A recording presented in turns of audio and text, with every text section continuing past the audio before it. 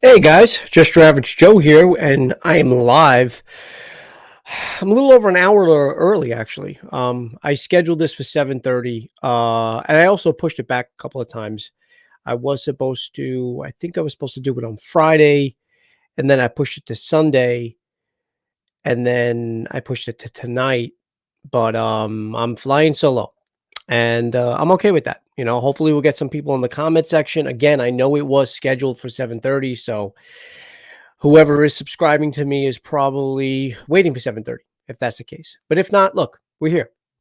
And we are here to talk spoilers and all about the season finale of Peacemaker on HBO Max. And I have said this each week with my co-host, whoever is on, whether it's Juwan or Kitty or all three of us. This show is probably one of the best comic book shows that I think we got. And that's actually saying a lot for me because I am more of a Marvel fan. Most of the movies and movies. I guess we'll stick with the movies for now. Most of the movies that have come out over the last decade have been the ones that have been my favorite have been from Marvel.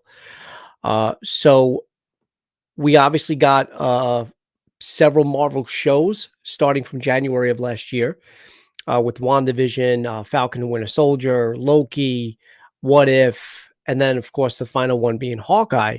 So out of that, you got that, and I'm not saying I didn't enjoy those. I enjoyed all of them, but I have to be honest. I don't know if it's just because of the humor. Obviously, the music. Can't say enough about that, especially when it comes to James Gunn. I really enjoyed this from start to finish. There's not one episode that I can call a filler. In 8 episodes, I think that's a perfect amount. I think when anything is good, you're always going to probably want more, but I think 8 episodes was a good starting point. We know we're going to get a second season, but look again, it's an accredit to James Gunn and the director and just everything, all the creative choices that he has made. And I'm almost assuming, not almost assuming, that makes no sense. I'm almost positive the music that's picked has got to be him because we've got everything he's done from Suicide Squad, the second one, the soft reboot, and obviously Guardians of the Galaxy Volume 1 and 2. I mean, those soundtracks have just been stellar. And music that I generally lean towards, music that's my taste in music. So between his taste in music and his creative writing as far as the humor goes, I think just blends so well together. And everything he's done so far in both worlds, Marvel and DC, have just been really good. So a credit to him, but also just a credit to the actors and the characters. I think John Cena played a very good character in Peacemaker and the way he brings it onto the big screen. I loved him in Suicide Squad. So that performance alone was enough to sell me on the show.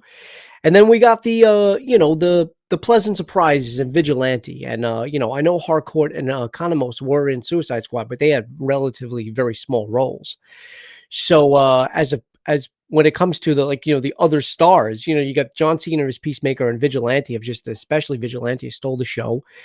Adebayo, another character that was lurking in the background, but she had her time to shine, especially in this episode. Murn and what you felt for him, even after learning he was a butterfly, I think was, again, a credit to the writing.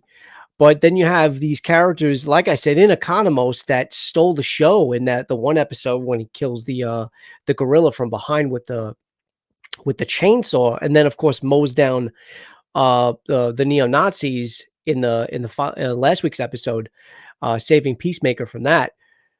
But I love all the characters together and the writing, the humor, and I can't wait for season 2. So I really did enjoy this this season as a whole. Hopefully you guys did as well. But let's talk about the finale. And we got a really, really cool cameo or cameos at the end of the episode, which I kind of Jawan, and you know him from my previous streams with Peacemaker and of course a whole bunch of other things if you follow me. And Kitty, we were all talking right off camera before we came on to do one of our streams either a week or 2 weeks ago. I think it was 2 weeks ago. It wasn't last week. It was 2 weeks ago. And he said he heard something big. He heard a rumor that I chose not to listen to. And he told Kitty, and he said, "Look, it's something that's going to happen in the finale, and if it does happen, this is huge. This is big. You know, it's going to be cool."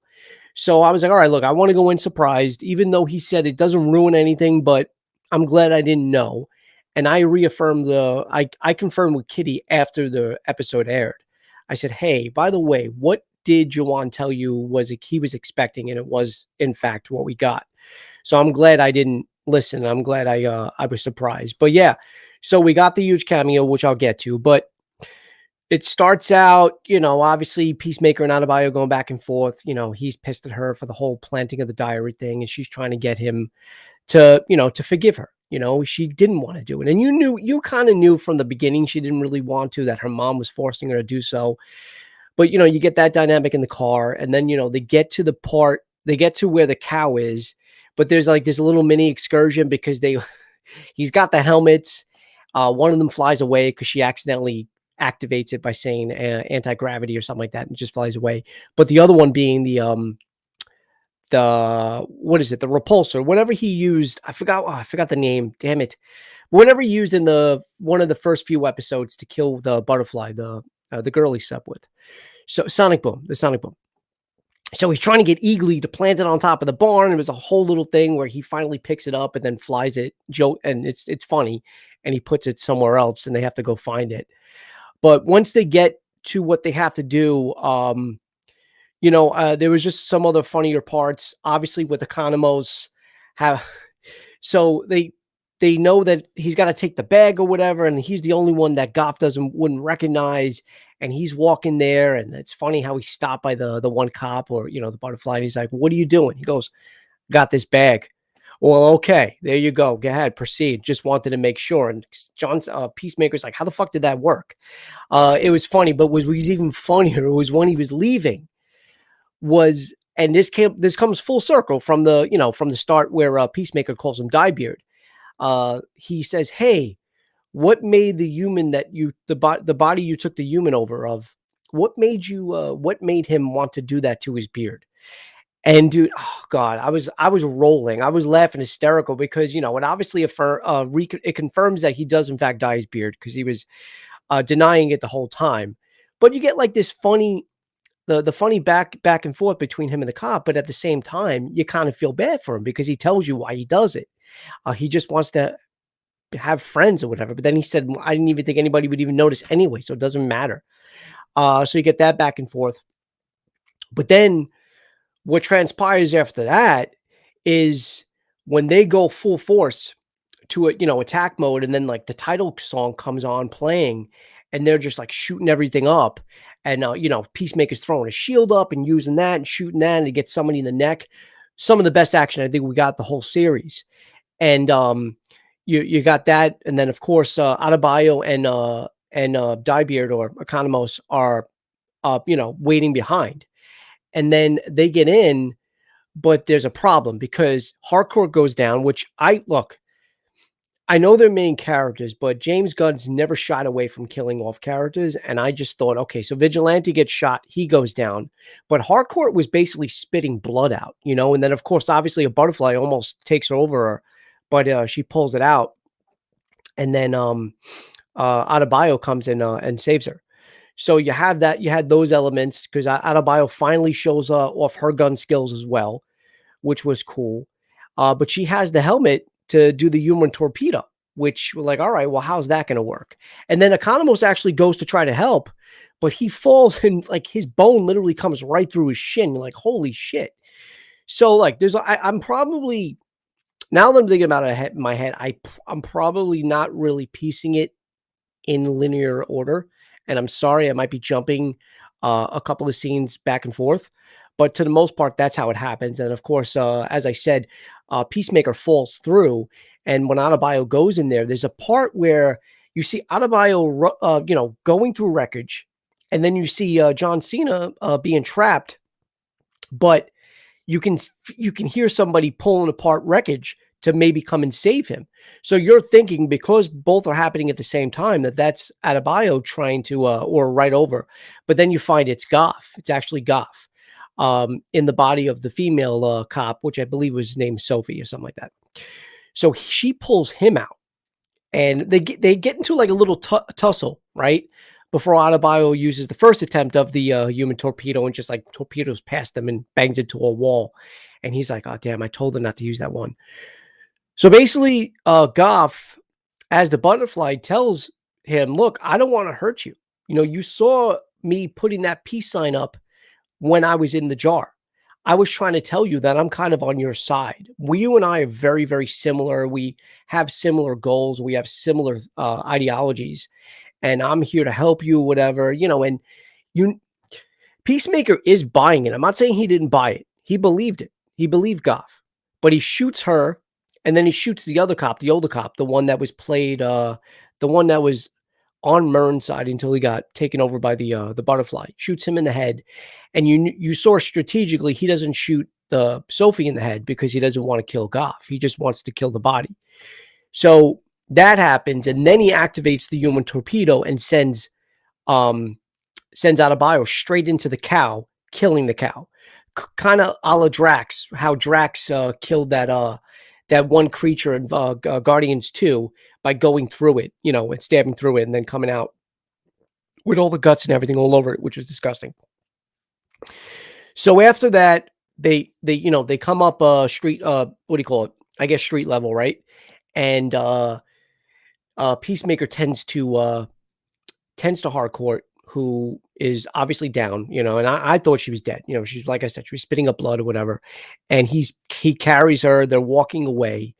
And then all of a sudden, so really quick, at the beginning of the episode, I forgot to mention this, I'm sorry, but I was talking about the cameos or whatever. In the beginning of the episode, Adebayo's on the phone with her mother, telling her what they're going through and, you know, how right now they're back to square one and stuff like that because Murn's dead.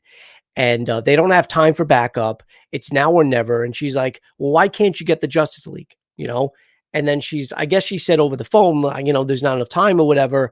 Can you wait such and such amount of time? And that's when Adebayo says, "Well, we don't have time for backup." So it was at that moment when she names drops the Justice League, I said, "Wait a minute.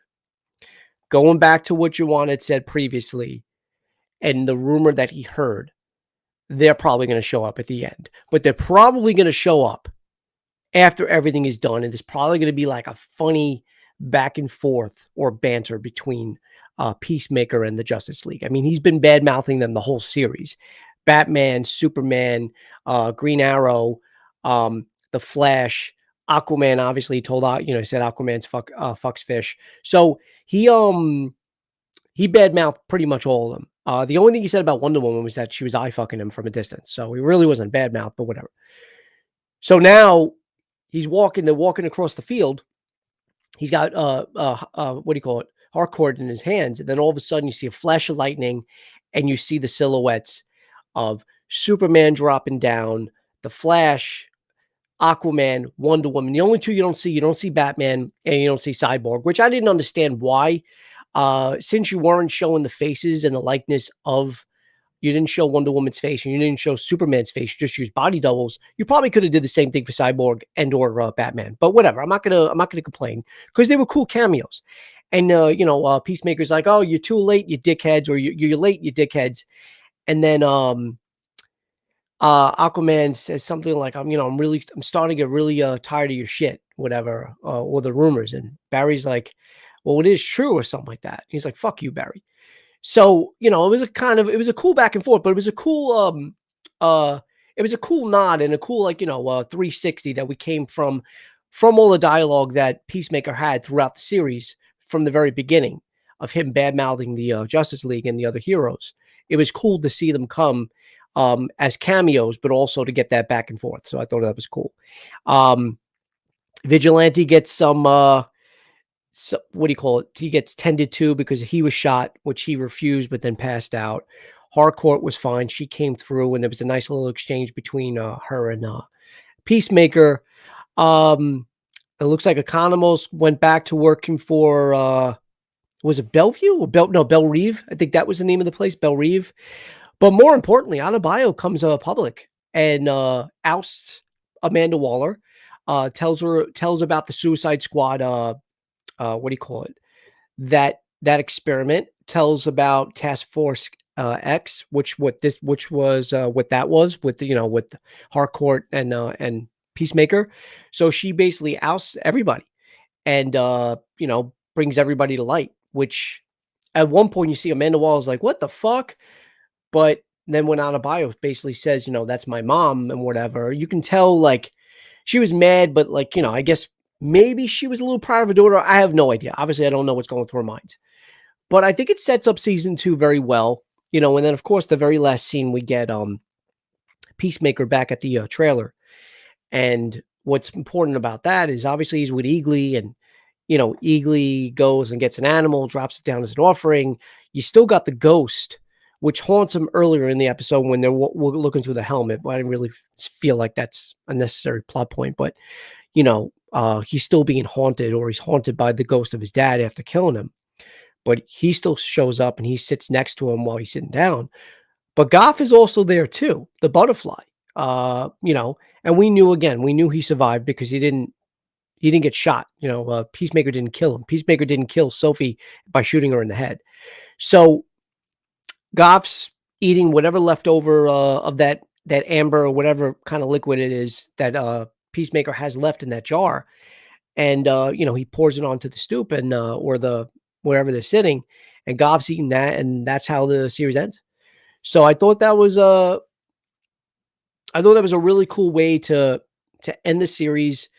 And it's obviously now just up for speculation how you think season 2 is going to go, and not only what are we going to get from these characters that we already have, but what characters are we going to get introduced to? What new characters are going to be coming up and showing up?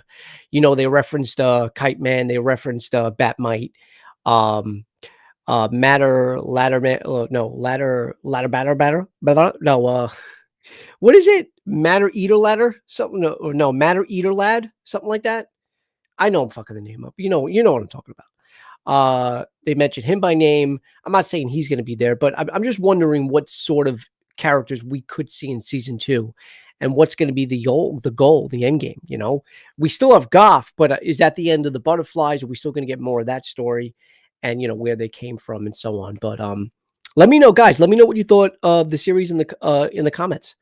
Let me know what you thought, not only the finale, but the series as a whole. Are you excited for season 2? Or are you excited for anything that might spin off of this series? What would you want as a spin-off of this series?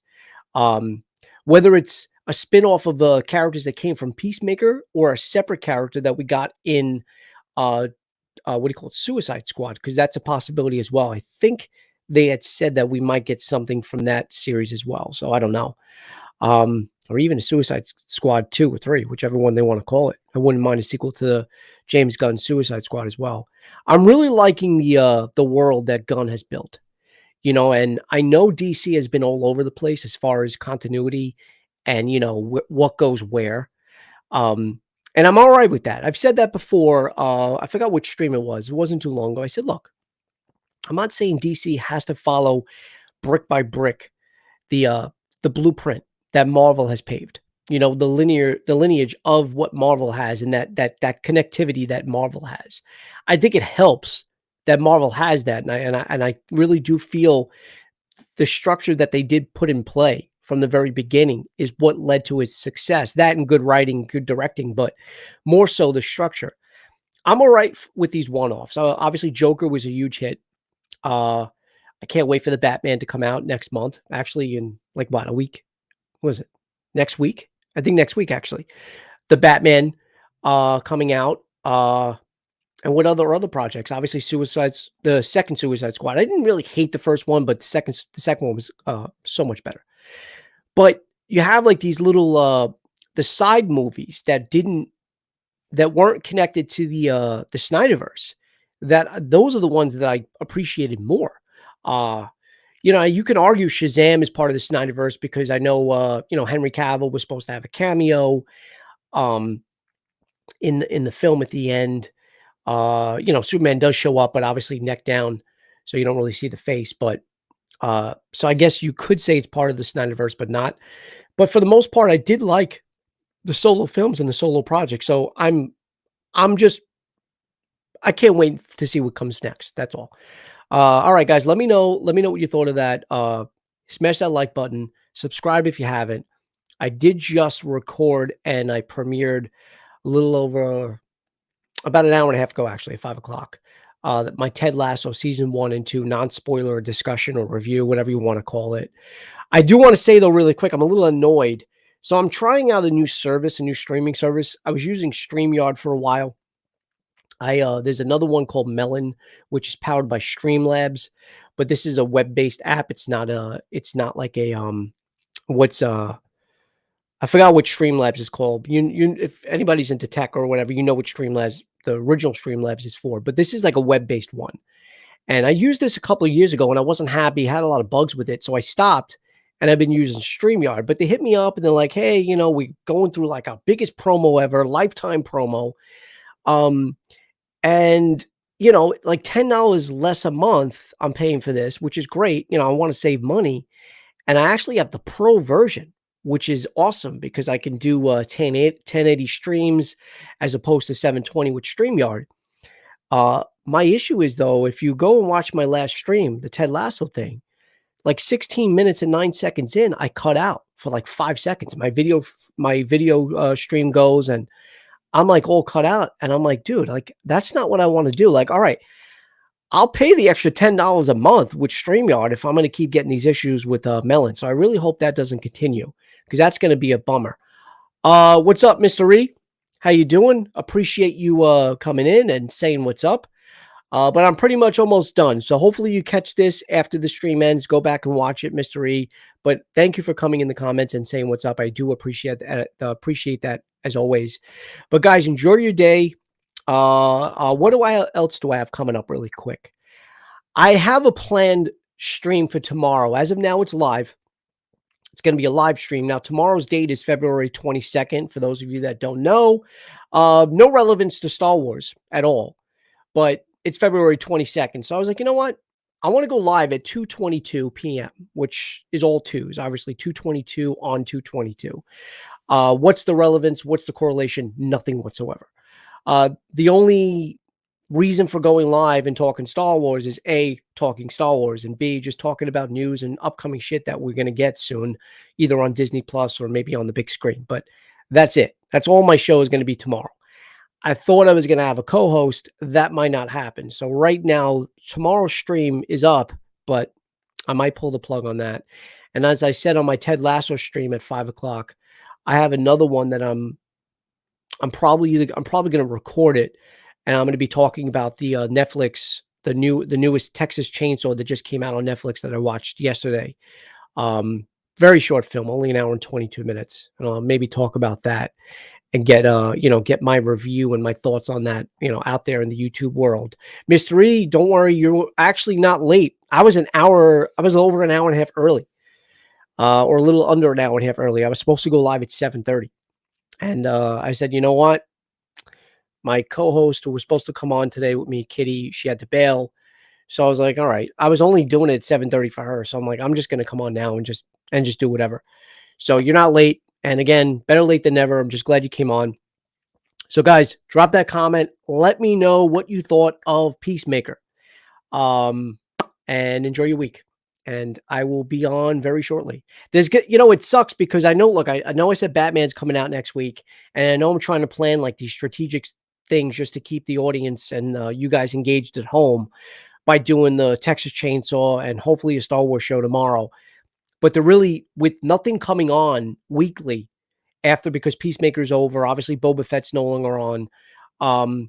There's going to be a little lull between now and other reviews. The next series to come out is March with Moon Knight, which I can't wait for.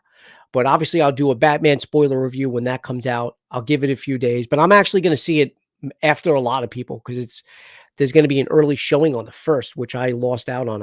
I was late to the game and I didn't get a chance to get tickets for that, but I'm actually going to go see it on Friday, which is unusual for me. I usually like to see it the night before, but I'm going to go early morning on Friday. So I'm going to have to be disconnected from social media so I don't get spoiled. But I don't want to spoil anything for anybody, so I'm probably not going to come on um, until later that weekend, maybe Sunday. Give it a few days before I do a spoiler review. All right, last question before I head out. Heard the new Texas Chainsaw was straight booty, so I guess the prequel with Arlie Ermy is the decent one. I'm trying to remember if that's one of the ones I've seen, Mr. E, because there's so many of them. Filmy.